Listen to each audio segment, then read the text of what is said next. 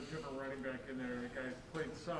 Does that take a little bit of time for everyone to get used to? Because you guys are certainly accustomed to Montgomery. Yeah, our job really is just to block. Coach Petrie does a great job with those guys in that room, and I trust Khalil, Damian, AP coming back, Ryan. So they're all good guys. They all know how to run our plays. They did it during training camp, so it's good to have that continuity a little bit. What challenges do the Raiders D-line present to you guys? Oh, they're talented. It's a tough front coached by Rod Marinelli. I mean, the style of football he plays and coaches and preaches to those guys. I mean, it's a tough interior. And, the DNs are, some of the best in the NFL, so it's going to be a great challenge for us. Sam, 1 week y'all give up 9 sacks, and next week you rush for almost 200. What gives you confidence that you guys are closer to the Detroit O-line than the Cleveland O-line? It's just continuing to work, put in the work, put in the time, put in the effort. It's right now is just about building consistency. We got to stack performances like that to prove that it's not a fluke. Do you anticipate having use silent counts for road games? Oh, absolutely. Fortunately I've had some college teammates who've played there thus far. The right tackle for the Dolphins, I talked to him on Monday, and he said it's loud in there. So yeah, we're definitely gonna have to use silent cadence. Is it a little bit of a challenge for a young quarterback? I mean, start 3 for Justin Yeah. to do that? It was. I mean, he had the experience at Cleveland. I mean, the dog pound is pretty loud as well. We're gonna see what it's like this weekend, but for all I've heard is it's gonna be super loud in there. But we're working it during the week as best we can. So hopefully we'll be prepared for it. Do you sense anything different to Justin now that he's been, announced as the starter versus the last 2 weeks where he wasn't sure if he'd be going back to the backup role?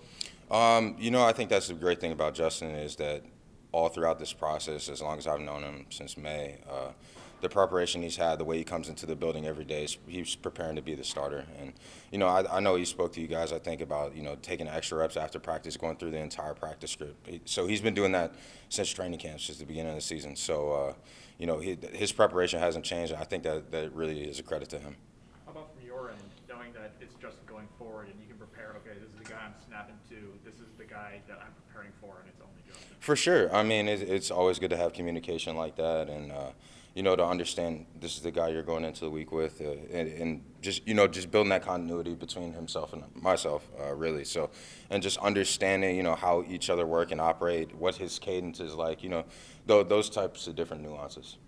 It's kind of funny in football, the quarterback's like the most important player in all team sports. That's what they say. But yeah, when we ask you guys about which quarterback was playing, it's always like it doesn't. I play for whoever is behind there. Yeah. But it does matter, right? I mean, I guess sometimes you don't want to offend the other guy, so you don't play and don't look like you're playing favorites. But can a guy like Justin give you guys a lift that he's because now he is the starter and you don't have to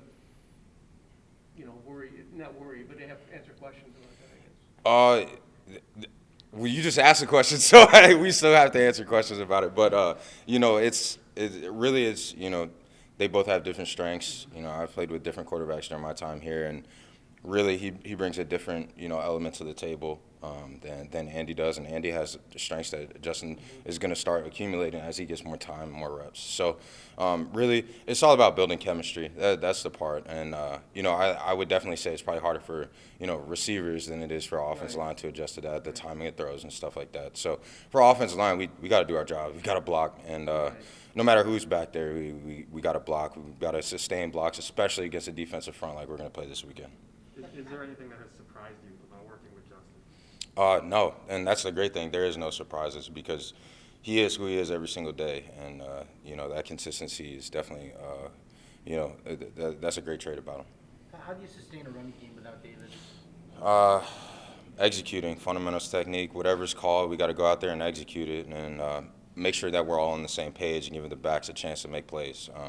Really, the way Dave runs, I mean, you guys see it, the style of football that he plays, he's always running behind these pads. But, you see Damian Khalil close out a game last weekend for us, so, we're excited about that. How would you describe the differences of blocking for Justin, who's got the mobility and kind of the differences that brings, the dual threat he has? Yeah, like I said, you got to sustain blocks a little bit longer. He's able to extend plays with his legs. So really, that's the main difference. You guys took the ball first last week.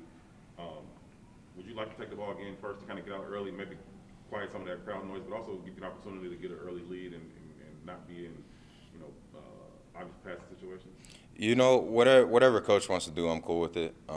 But that's the cliche answer. But it was nice, to say, I have confidence in you guys, especially after the performance we put on the week before, to go out there and do your thing. As an offense, our job is whenever we get on the field is to score touchdowns. So whenever we get that opportunity, we got to execute. Justin said that in a weird way. He was kind of glad there's that terrible offensive performance in week 3 because it kind of forced him to look within himself and dig deep and then show and grow in week 4. From the offensive line, was there any sense of that as well, that, hey, you know what, we're glad we got this out of our way and now we can learn from it? Absolutely. I just think to, last year, us getting to 5-1, and, there were still some things that we had to execute. There were some late game scenarios where we had to come from behind and fix certain things. And then you have a loss that's that jarring early in the season this year.